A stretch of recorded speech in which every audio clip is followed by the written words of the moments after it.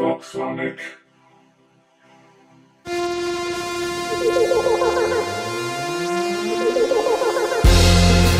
Welcome to Keane Fitness Podcast, where we talk everything fitness, nutrition and mindset with your host Brian Keane. Hey everybody, welcome to another episode of the Keane Fitness Podcast. We talk everything fitness, nutrition and mindset to help you with your goals. Today's episode is going to be a little bit different. I'm going to do an Instagram live Q&A and take the questions and put them straight onto the podcast. So this is going to be unedited, raw, unfiltered, and going straight onto the podcast in its truest form. So again, any feedback on this would be amazing. This is a completely different thing that I've done. This is my first time doing a direct live podcast via Instagram. So be sure to DM me on Instagram. Let me know on Snapchat or Facebook, Keane Fitness, or Snapchat, BrianK019, and let me know what you guys think. Enjoy. Okay, hello Instagram. Okay, so we're in shot, and we're getting people joining on Instagram now, so we'll be rock and rolling. Okay, Instagram, doing something a little bit different now. I'm going to do a Q&A on Instagram, and I'm going to put it directly into a podcast episode. So any questions you can, fire it out, and they're going to go onto the podcast that'll be out in 3 weeks time. Ronan C4, bran flakes as a breakfast option. I'm not a massive fan of bran flakes as a breakfast option. Any traditional cereals, your bran flakes, your Weetabix, your corn flakes, I think you can factor them into a plan and they work very well for some people, but I wouldn't start your day off with them. Again, context is key, depending on each person's goal, it's going to be very specific to them. But my advice would be that if you're trying to change your body composition, you're trying to lose body fat, improve sporting performance, or build lean muscle, I'd probably start your day off with something that's going to balance your blood sugars. And if you've been training or following a training program, some form of amino acid to speed up recovery. You're very insulin sensitive first thing in the morning, so it means your body's going to absorb carbohydrates better. So what I would do is I would probably start your day off with some porridge, eggs, protein pancakes, some variation. In my top 50 program, I've got variations of different meals, and I would probably do that, and then factor in your bran flakes and your traditional cereals later on in the day when it's not as important for insulin sensitivity, getting blood sugar balanced, and amino acids for recovery. Thoughts on reducing caffeine? So Gary C198, caffeine's incredible and used in a sense of athletic performance or to increase lipolysis, so your body's able to release more fat from its cells, which is why caffeine works so well as a fat burner. And you'll see caffeine is the first ingredient in nearly every traditional fat burner. I think limiting it back and then using it sparingly is probably the most effective way to do it. Personally, I try and keep my caffeine purely before training, so I get the best bang for my buck when I do use it, or if I have some really important tasks during the day that I need to get a blog post written. When I was writing the book, I was drinking a lot more coffee, and when I'm doing a batch in videos or I've got podcasts, I may have a cup of coffee just to give that caffeine hit. But if you can minimize the amount you take in, it's going to give you a better bang for your buck when you actually do use it. MDMA will never be legal. If you have done it before, you know it won't be legal. So that's in reference to my Snapchat yesterday that MDMA, they're doing trials now for MDMA for people with depression. It's trials in the US. So MDMA is like ecstasy, but in its purest form. And what it does is it releases serotonin in the brain. And people that have physiological issues with depression sometimes can have an issue with the precursor serotonin or have an issue with the neurotransmitter serotonin, so that they're not going to be able to feel as happy. And they're doing trials now with low dose MDMA to try and lift people's mood that have long-term depression. And I said on my Snapchat yesterday that it's possibly going to be legal in a few years' time by prescription for people with depression. Again, I have no idea. I think it was the Stealing Fire book by Stephen Kotler where he was talking about the studies. I have no idea. The thing is, I can only say is things that are illegal are only illegal until they're not. Remember, alcohol was illegal in prohibition times in the States, and now it's legal. So things are only illegal. Marijuana was illegal up nearly everywhere, and now California legalized it there a couple of years ago, and now you can go in off the street and buy it with prescription. So things are only illegal until they're not. Best tips for adding veg into diet. Struggle with this a lot. So the best tips I would offer for adding veg to your diet is, first, obviously, find the ones you like and then eat more of those. I usually use a lot of spinach because spinach is just so easy. You can buy it. I just buy an organic bag of spinach and then I can just add it to meals, and it's a really easy way to get greens in. If you're not eating a lot of veg, I'd probably hedge your bets with a strong green supplement. I use the Body Ecology Super Greens, and I add that to my smoothie every morning. And it's another good way to kind of hedge my bets. So hopefully that helps loads. Sean Begley, love you. Thank you, Sean. So a little bit of a different one. Guys, any questions I ask on this as well is going straight into the podcast. So I'm recording the podcast here, hence the green screen in the background for anyone watching on video. And any of these are going to go back into the podcast. So all those boys for a pizza. Any tips for getting as lean as possible before we head off? So Matthew, what I would do if you're planning to head off to Ibiza is I would really double down on your training sessions and getting your nutrition right over the next 2-3 weeks or whenever it is you're going. What I would do there, and there was a time in my life when that's what I lived for. I lived for my lads' holidays away, and I was living a very different lifestyle to what I do now. I was heavy into that party scene. But what I would do, and I did this, was I used to drop my carbohydrates back really low.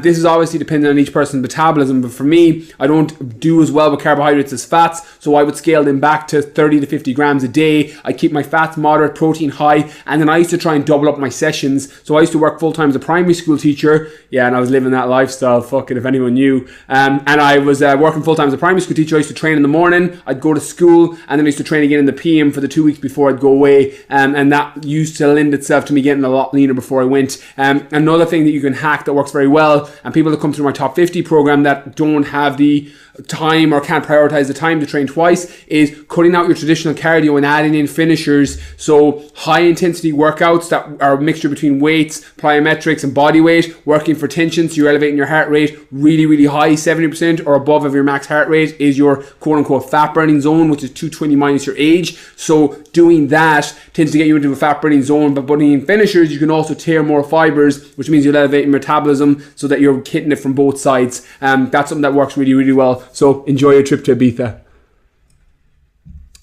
What did you make of the paper 1 essay titles? I didn't see them, so that's in reference to the Leaving Cert. Didn't see them. Haven't been training in a couple of months. Any tips to get back into training, Fiona? So Fiona, what I would do if you haven't been training for a while, one of two things. If you haven't had a plan and you just took a break off, I'd probably get yourself back into a program or a plan, or create your own program or plan, or work with somebody and get yourself back on track and ease yourself in. If you were doing a program before you took the break, I'd probably just go back on that program that you were following, and I'd ease yourself back into it. You're not going to finish off and be as strong or as fit as you were before you took the break. So that's why I would ease yourself in. If you're using a scale, the RPE scale, which is rate of perceived exertion, so 10 being flat out killing it, 1 being just out of bed, I'd probably ease back in at a 6 or 7 for a week or 2, and then gradually increase it until you're back at the level of intensity that you were at before you took the break, and then get your nutrition on point, get your recovery on point, and then you'll be able to progress back again. Eldenin, I'm having surgery and won't be able to train for a while. Should I still eat a calorie deficit to lose fat, or maintenance to maintain all the muscle I have? Don't want to lose muscle, gain weight. It really depends, Aideen, on what your priority is. I probably would eat around maintenance, and I would or a slight deficit, but keep my protein high to try and maintain and feed some of the muscle that I have. Some of it's going to atrophy. Like atrophy is the opposite to hypertrophy. Like hypertrophy is tearing fibers and building them back. Atrophy is when the muscle size reduces, and what can happen when you go for surgery and you're just inactive on the muscle, they can atrophy and get smaller. Keeping your protein higher and your branched chain amino acid higher can help this, but there's nothing that's going to completely stop it atrophying, because you're not stimulating the muscle, you're not tearing new fibers, so it's going to get smaller. So what I would probably do in that situation, so you don't have body fat, is eat a slight deficit or at maintenance, but make up your calories through a slightly higher protein intake until you're back training, and then scale back up your carbs and then scale back up your fats, is what I would do. Binny, I'm running Dublin Marathon. What are the best weight exercises to be doing to improve my running? I found I was working with a marathon runner who was doing I can't remember what it's called, but it's where you do 32 marathons in every county in Ireland. And one of the things that worked very well for him, and he came through my program, was high volume squats and a heavy focus on muscular endurance through the legs. So a lot of volume, a lot of lunges, a lot of presses, a lot of squats with higher volume, 15, 20 reps. And he would sometimes do trisets and giant sets.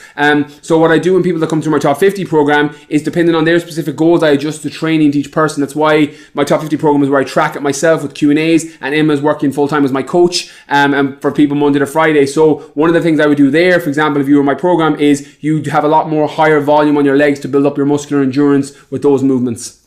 Best fat loss workouts in curly.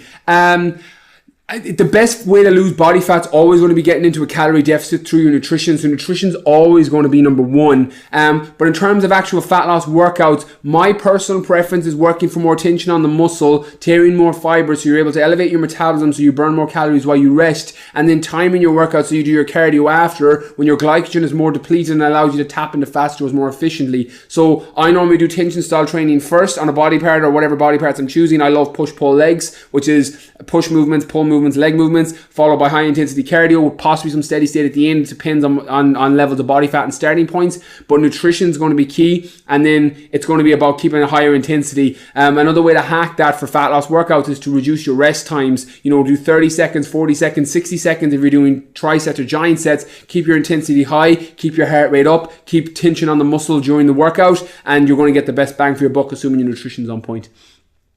When was the last time you had fast food? So Connor, I actually just did a podcast episode and I answered your question. Last time I had fast food was when I was on a J1 when I was 19, traveling the south coast of California. And I did a lot of educating on myself for nutrition after that because I got fat. Like I wasn't training and I got really out of shape and my brain wasn't working that well, but I was eating fast food like nearly every day. And then when I educated myself on trans fatty acids and the effect on health, the effect on actual fat deposits, what happens with trans fatty acids is because if you see the chemical makeup of a fat and a trans fatty acid, the hydrogen ion is actually upside down. Trans fats, fast food, hydrogenated oils. Trans is the Latin word for opposite side. So basically the hydrogen ion is on the opposite side. So what happens is when you consume those foods, your body doesn't recognize what they are and they shuttle them into visceral fat stores, fat over the organs so that you're safe and they keep them away from your vital organs so your body doesn't think it's getting poisoned. That's effectively broken down what works. I have a section of that in my book as well on the fats to avoid. So check that out when the book comes out. But that's one of the reasons that I avoid it now and I haven't eaten in probably 10 years. Best tips on building GA fitness. Depends on where you're weak. I would always prioritize. So in my GA Lean Body program, and I'll use that because it'll give context to this answer, I build a program, the training section, because there's so many variations of the training program. It's around each person's specific goals. If your actual aerobic fitness is down, you do more metabolic conditioning. If your actual speed is down, you're trying to speed up, you do more strength and conditioning, getting your glutes to fire. If it's your actual strength and size that needs improvement because you're losing the ball when you get hit with tackles, you'll do more hypertrophy and strength. So wherever you're weak, I'd build your program around improving that area. I'm definitely being ignored. Keith, you're not being ignored. Just keep literally posting any question that I get, and anyone I answer here, you guys are going on the podcast. I'm recording the podcast in the background here because there's loads of people coming in. So post my question 9 times. The 2 not mine in the middle got answered. Post it again, Keith, and I will answer it next time. Keith, I'll just keep posting the question. The probabilities will work in my favor. I haven't seen Keith's answer. Keith, I can't find your question. Opinions on protein shake. I think they work amazingly well at either flushing your muscles with amino acids after training, or after a long fasted state in the morning. Or my favorite way to use them is a stopgate between meals. So for example, people that come through my program, one of my favorite ways to use it is obviously get your nutrition on point. And then if there's a time during the day when you're like, I can't get a protein source in here, or I can't get a meal in here because of work or life or whatever it is that gets in the way, a protein shake with amino acids is a great time to get it in. And that's where supplements come in. Supplements will supplement what you're missing in your nutrition. So that's what's going to be key. In regard to low fat, low sugar foods, would you recommend them or full fat regular versions? From research, do you think people should be worried about the chemicals used to replace flavors, etc.? 100%, Gillian, or Gillolers on Instagram. Yeah, I think I would always opt personally for the full fat. I would always opt for the food that is closest to its original form as possible. I personally think that the additives, the chemicals, the preservatives, the flavorings are way fucking worse for your body than the actual fat content and sugar content in foods. Your body, you got to remember, these chemicals, these preservatives, these hormones, these things that are added to food are very, very, very new. Your body is not evolved to adapt to these foods that have only, and preservatives that have only been around for 20 years. So all the negative effects that they're going to have, sending your body into an anxiety state or a worrisome state or a fight or flight state, all of these things can happen. I know myself that when I eat processed foods or foods with chemicals or too much preservatives or additives in them, I get really, really edgy for no reason. I've had issues in history with anxiety myself and worry, and I do find that sometimes my head's always running in the future, but when I cut those foods, a lot of that disappeared. So I personally would always opt for the food as close to its original form as possible. Fruit other than post-workout bad for you? I think it depends. It depends on the context. I think fruit is one of these foods, and I actually wrote, there's a section in this in the book as well on the carbohydrate section on is fruit good or bad. Fruit is context dependent. All fruit is different because of the speed at which it's digested. Most fruit has what's called fructose, which again, the absorption rate of how quickly that food converts to glucose, which basically means the speed at which it converts to glucose and how quickly it gives you energy. Simple sugars give you energy fast. Complex carbohydrates give you energy slowly. Different fruits have different effect on energy and sugar release and blood sugar levels. So for example, things like banana have a mixture of fructose and glucose, so it can give you a pretty quick energy release. Things like dates are nearly pure glucose, so they give you a very instant hit of energy. Things like apples are highly fructose, so they're slower. So they than the fiber content, it means that it gives you a slower release of energy. So there's no one fruit. They have very, very different effects on the body. I have fruit included in my online programs, but the timings are going to be key. The only ones I would avoid are the ones that are going to massively spike insulin levels unless you're taking them directly after a workout. But again, it depends on the context of each person. You've no muscle, pal. You've small arms. Oh well. Don't know what to say to that. Why do rugby players bench press? Probably because you're going to get a lot of power in that movement. So when people are doing handoffs and they're breaking through tackles, you're going to build a lot of upper body strength. And the bench press and probably military press are probably the two best movements for rugby players because of the explosiveness you need when you're breaking through tackles. So I would imagine that's probably why they do it. Is it normal to get lethargic after eating pasta for lunch? Yes, and particularly the type of pasta you eat.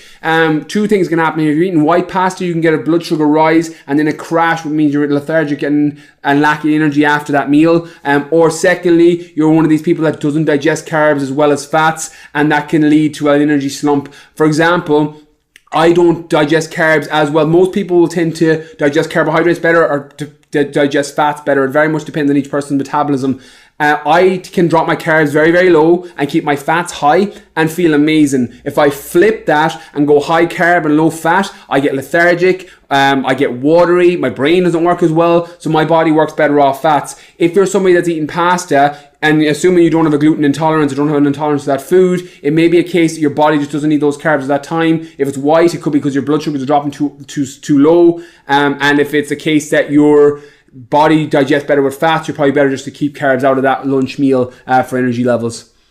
How much can you deadlift? How much can you bench? I have no idea. I don't work for strength in terms of traditional powerlifting strength. The only time I would ever lift heavy, which is like 5 reps or 4 reps, would be when I was doing a strength phase of, I say, my GEA program. But I'm not a powerlifter, so I never lift for 1 rep maxes.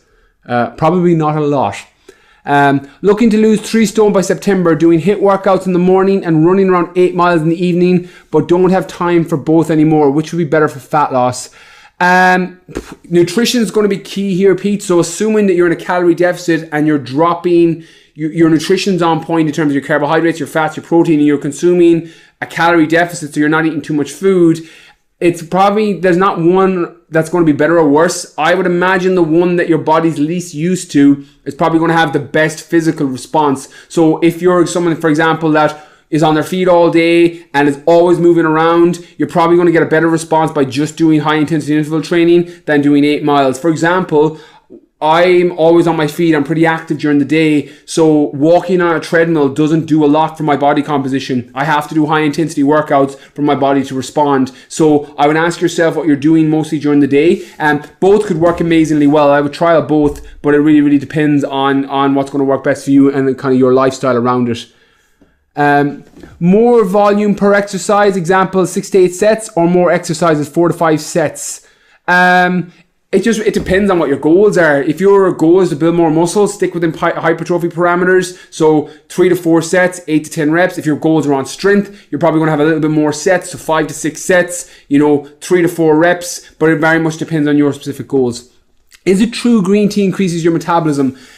Green tea, the drink, Even matcha, which is the strongest green tea, as far as any studies that I've read, doesn't have a direct impact on metabolism.